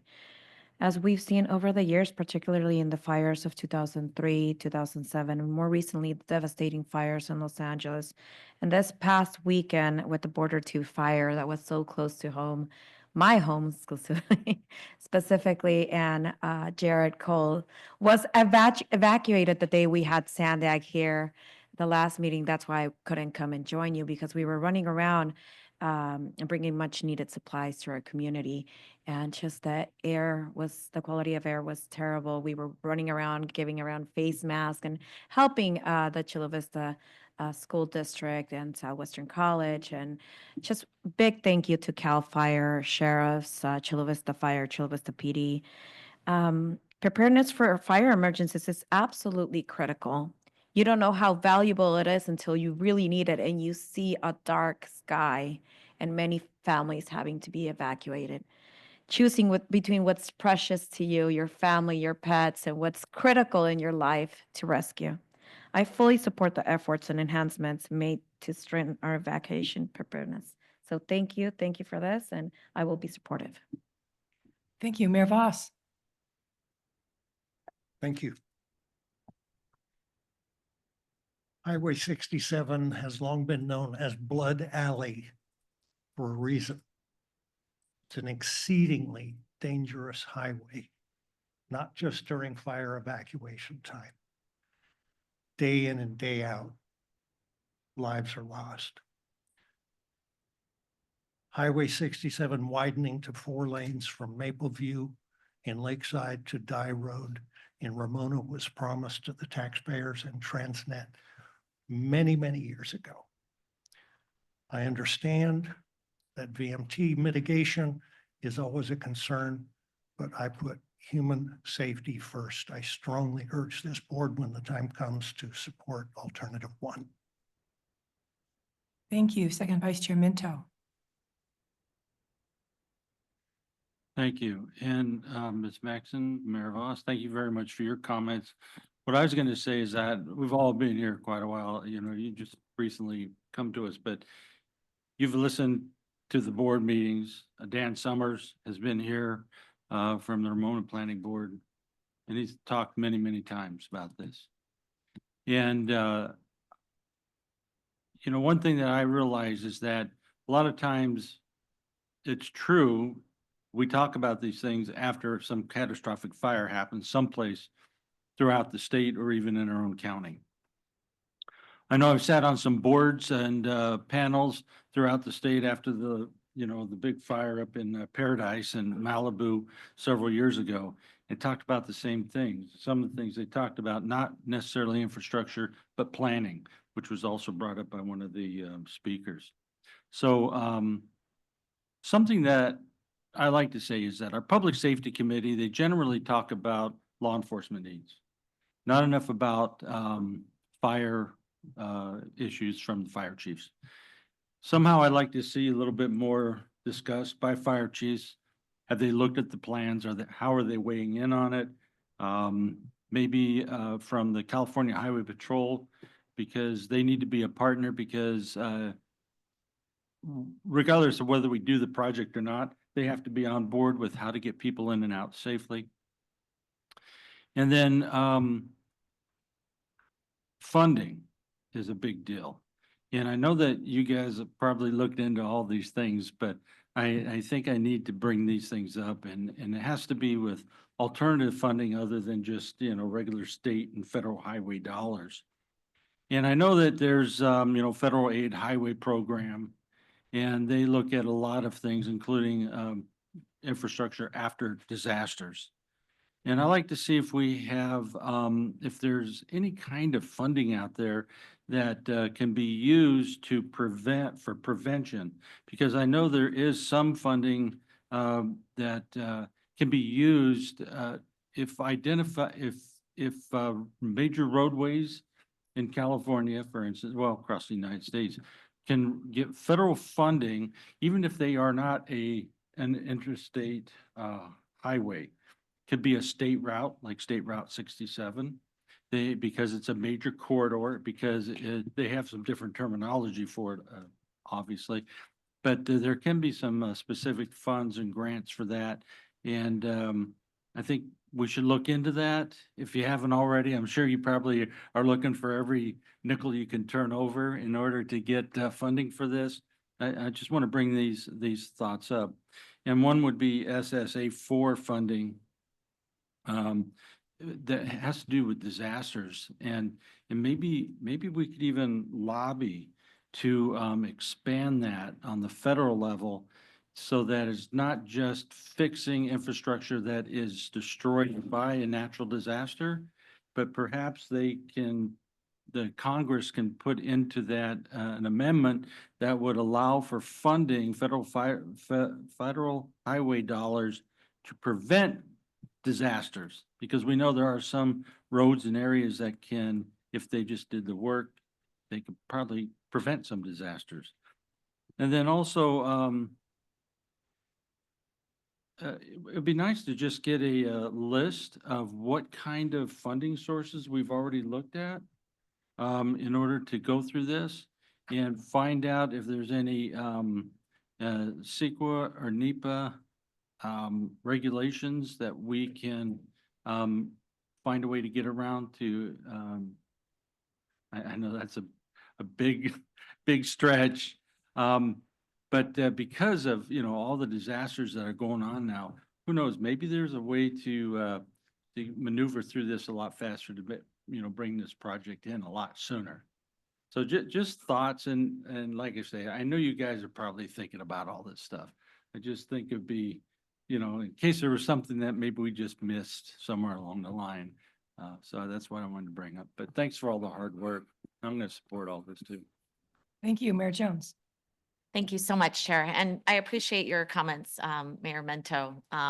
I always tell my staff, look for OPM, other people's money. When there are grant dollars out there, why not secure them for us? Anyway, I probably have a very unique perspective about the 67, being that I grew up in Ramona and El Cajon, and I actually learned how to drive on that. So it's still pretty bad. And I know that you're doing everything you can, with financial constraints. But I too would support definitely the option one or alternative one, whatever we're calling that. But I think anything that we can do in the interim immediately, whether it be brush management around the road itself, whether it be widening using any sort of emergency access to everything that's there today. I mean, we really do need to look at that. And I know, the alternatives went through all of that, but I can't express enough how scary it is. I mean, when I was learning to drive, it's very foggy in that area as well. So it's not just a fire evacuation. It's also during foggy conditions. It's extremely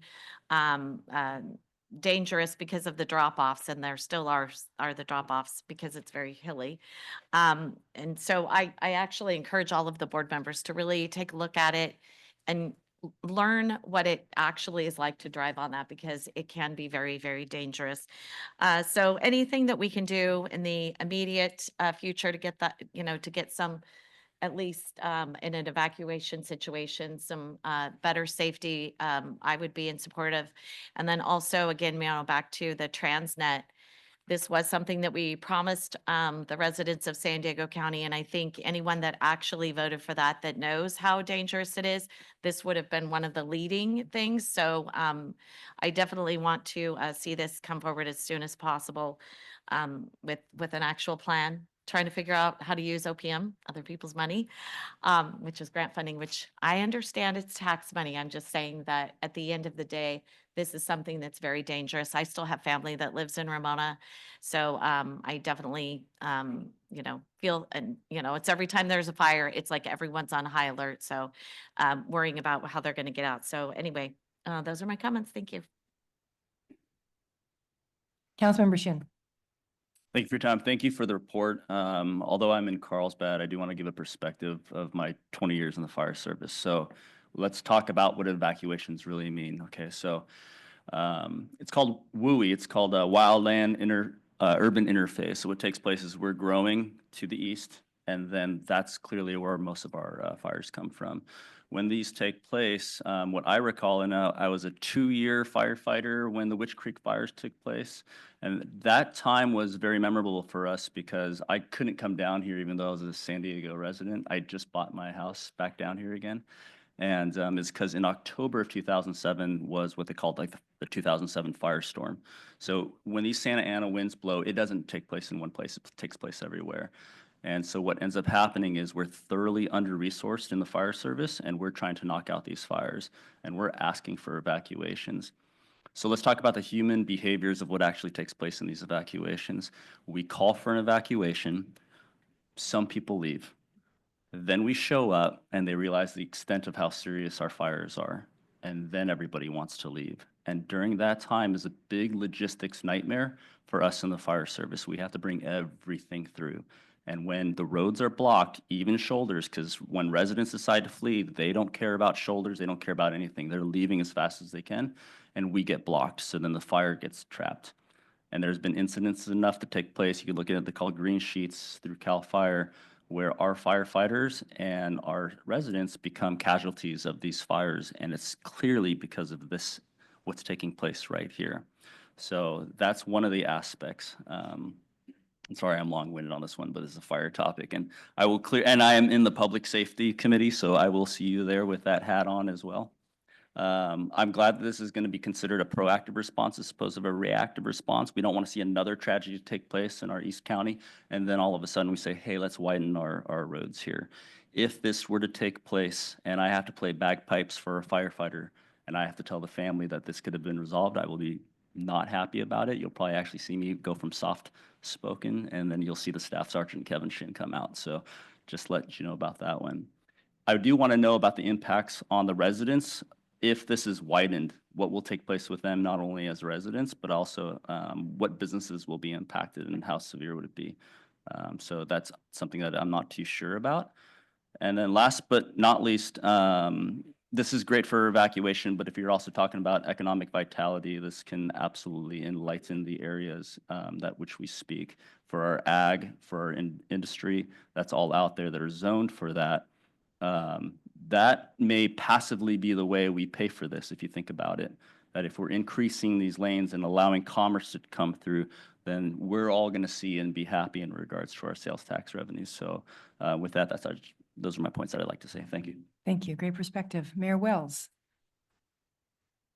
I'll be real fast. I want to echo what Mr. Shin, Mr. Voss, and Ms. Jones said.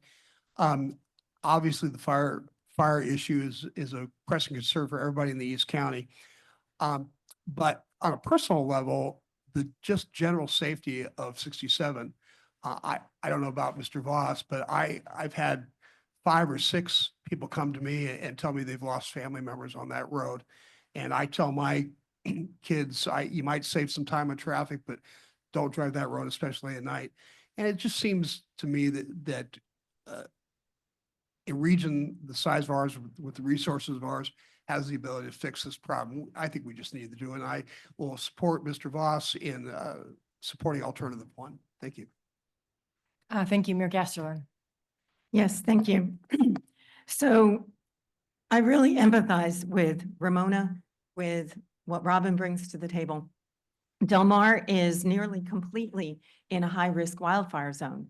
And for anybody who wants to look at the maps and see where is the red, you can Google SANGIS wildfire map and then click on view map in the upper right-hand corner and then explore. And what you will see is that Route 67 is nearly completely in red zone. And where it's not, it's a mountain. So you ask, does that fire go up the mountain? Why is that mountain not in the fire zone? But that said, I want to echo what Robin Joy Maxson said. We do not want to be in a position here as a board where we must say one day, we could have done more. And we don't want to say we could have done it more quickly. Safety and evacuation capacity should be our top priority in driving this. And we should drive this project to move forward as fast as possible. I and Del Mar support alternative 1 for all these reasons. And one of the things I want to mention in closing is we're doing what we can to put our utility wires underground in Crest Canyon, which is what gives us the high risk. And what we're running into is SDG&E is they're working with us, but they're becoming more and more and more expensive. The cost of putting utility wires underground has tripled and quintupled in the past 2 years. So I think we as a board can push this. We should push fire safety in all possible ways. And I really welcome our new member from Carlsbad, who's bringing expertise to this table for us to listen to. Thank you.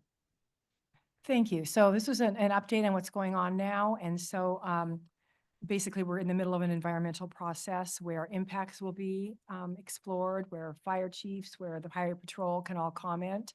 I think all of us, though, are looking at it going, this is going to take too long. And I'm just wondering if you could maybe outline some of the operational strategies that you're implementing now and what if you've thought about other things, what the process is to get other operational strategies implemented to address fire danger and evacuation issues as we've all discussed here today. Alan, do you want to address that? Alan is the chief deputy at Caltrans for Capital. Thanks, Alan. Good morning, board. Yeah, a couple things. I think I agree with everything that everyone said, but I do want to highlight a few things. One, this emergency planning is a collaborative effort between all the agencies. It's really it's like a ballet. From a Caltrans perspective, we supply the boots on the ground, the resources, CHP, CAL FIRE will give us direction in terms of, hey, we need the fire is moving in this direction. We need you to move your staff here, close that road, detour them here. So that's a role we play. But again, it's that bigger group of people. So the key in those operational improvements is all the preventative and the conversations that happen leading up to, an event. And so we work a lot as a group between CAL FIRE and CHP and Sheriff and EOC, over the course of a year to continually talk and scenario plan. Okay, what if a fire moves here? And when we talk about emergencies, the scenarios are bigger than fire. In San Diego County, right? We've got, we'll have rain events, or we'll have, we've seen flooding, we've seen security breaches, we've seen hurricanes. And so that emergency hat is sort of a full-time, all year long discussion. It's run by our traffic management center. And so they have resources that they dedicate along with the other agencies. So out of that scenario planning, and I think the team did a great job of talking about, in the near term, before the project, how we would take out on 67 specifically, we would go in, take out the plastic delineators and get a second lane out. That is sort of the near term protocol that we have with all the agencies. But in that sort of continuing reassessment process that group did, they identified the need to, hey, there's some areas north of Poway Road that could benefit from shoulder widening and shoulder protection in order to ensure we can get the emergency vehicles in and out and a second lane out to Poway Road. So that is a near-term thing. Appreciate Tracy's effort in actually environmentally clearing it this week or last week. And so, we'll be out there, in the next 6 months with a construction project, small construction project, just to widen those shoulders to make sure we can get them out, take out that bottleneck. So I just, and there was questions about vegetation management, right? We have a vegetation plan within the state right of way. Remember, in our right of way only extends 50 or 60 feet from the center line. But that's a seasonal thing for us. And so we have protocols throughout the county where we'll go out and trim in the spring and so forth and push the vegetation back. So those are a few things that we do on an ongoing basis. Thank you. I appreciate the efforts.